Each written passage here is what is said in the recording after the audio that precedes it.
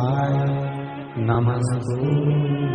सोमवार की अष्टमी का मतलब आपको इंदौर की कथा में बताया था, जिस दिन शंकर और पार्वती के मिलन का दिवस हो, और केवल एक माता पार्वती के अकेले मिलन का नहीं, 64 योगनियां तक भगवान शंकर से मिलने के लिए आती है।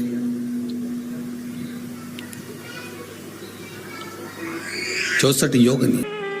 एक नारी की जिंदगी में जब कोई विषम परिस्थिति आ जाती है,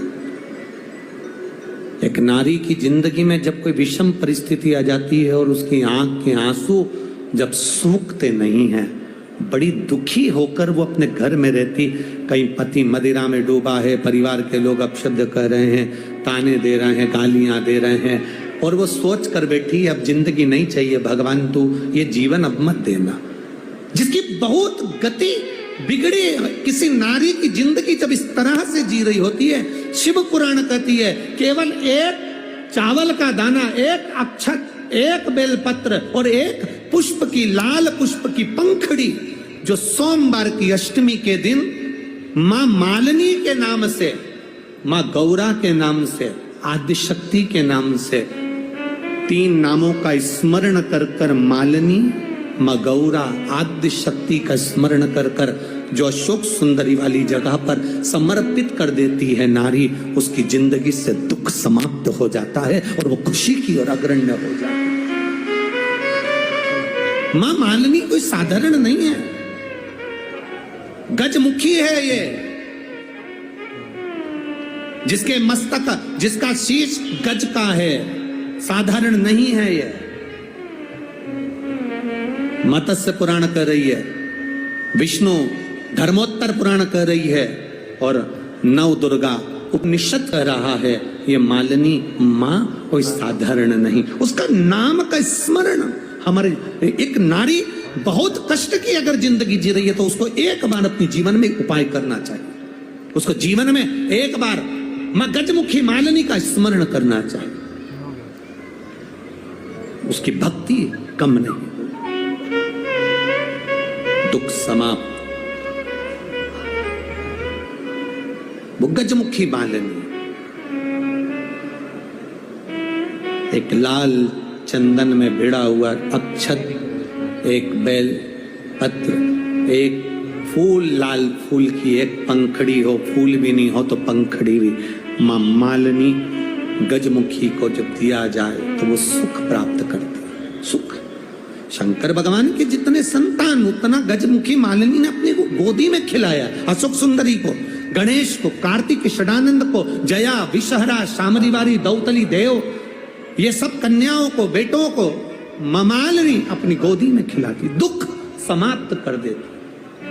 जब कोई चढ़ाता है ना अशोक सुंदरी वाली जगह पर ये वस्तु, तो मां मालिनी उसको गोदी में खिलाती, उसको दुख नहीं आने देती, मां मां होती है। और धतूरे का फूल,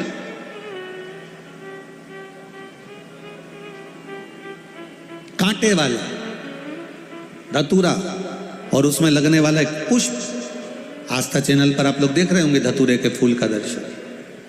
धतूरा और धतूरे का पुष्प, छोटा सा पौधा है, ज्यादा बड़ा नहीं है, कांटा लग रहा है, धतूरा लग रहा है, और उसमें भी साधारण धतूरा नहीं, जिस धतूरे के नीचे की डंडी लाल कलर की होती है, अगर वो सोमवार की अष्टमी को देवाधिदेव महादेव को समर्पित करी जाती है तो उसके घर में कभी संपदा की कमी नहीं होती है। वो धतूरा है, साधारण नहीं है। धतूरे में भी लाल डंडी, जैसे धतूरा गोल होता है उसके नीचे छोटी सी डंडी, देखा है आप लोगों ने? अरे देखी कि नहीं देखी बोलो?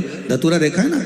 धतूरे के अंदर एक नीचे छोटी सी डंडी होती है, जब तोड़ोगे तो वो डंडी का कलर अगर लाल है, वो डंडी का कलर अगर लाल है, और कभी हम तो कहेंगे जैसे बड़ी बीमारी जिसको हो जाती है, लीवर, किडनी, कैंसर आदि बड़ी बीमारियों से जो जूझ रहा होता है, प्रयास करो, प्रयास, महामृत्युंजय का जाप कर कर, महामृत्युंजय का स्मरण कर कर, एक लाल डंडी का धतूरा प्रयास करना, एक धतूरा मिल जाए या 5 धतूरे मिल जाए, किसी भी एकांतेश्वर महादेव पर, जो शिव मंदिर एकांत में हो, जहां कोई जाता आता नहीं हो। वैसे तो अब बहुत मुश्किल है कि ऐसा मंदिर मिल जाए जहां कोई जाता आता नहीं हो। पहले की बात दूसरी है, अब बात दूसरी है।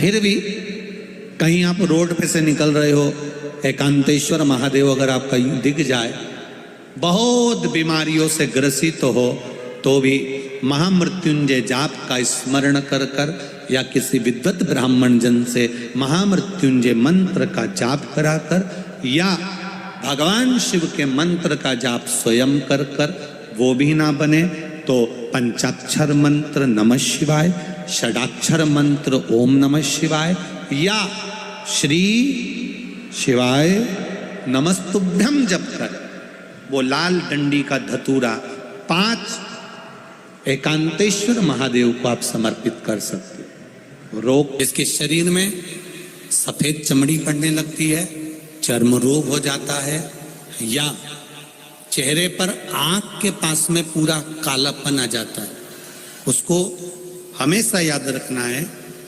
लाल चंदन का लेपन पीपल के पत्ते पर करिए। काय पर करना है? पीपल के पत्ते पर लाल चंदन का लेपन करिए। लेपन कर कर सोमवार की अष्टमी के दिन उसको लेपन कर कर वापिस निकाल कर शंकर भगवान पर उसका धीरे धीरे त्रिपुंड बनाकर लेपन करना प्रारंभ करिए। जब आप त्रिपुंड बनाकर लेपन करना प्रारंभ करें, उसके बाद उस चंदन को जो सोमवार की अष्टमी है तब निकाल कर लिया है और निकाल कर लाकर उसको डब्बी में रख लें। उस चंदन का प्रयोग चर्म रोग के स्थान पर थोड़ी थोड़ी मात्रा में करना प्रारंभ करें, पानी के साथ मिलाकर। परंतु उस चंदन को केवल 6 से 7 दिन में प्रयोग करिएगा, ज्यादा नहीं। धीरे धीरे चमड़ी, परंतु उसको सोमवार की अष्टमी के दिन सिद्ध कर कर बनाना है। उसको सोमवार की अष्टमी के दिन चढ़ाना है श्री शिवाय नमस्तुभ्यम या ओम नमः शिवाय या पंचाक्षर मंत्र या महामृत्युंजय मंत्र, जो आपको आता हो, शिव जी का जो नाम आपको याद हो उसको बोलकर चढ़ा, उसको लिया, फिर उसको अपने शरीर पर लगाना प्रारंभ करो। उसका फल आपको 15 दिन के अंदर धीरे धीरे धीरे धीरे प्राप्त होना प्रारंभ। लाल चंदन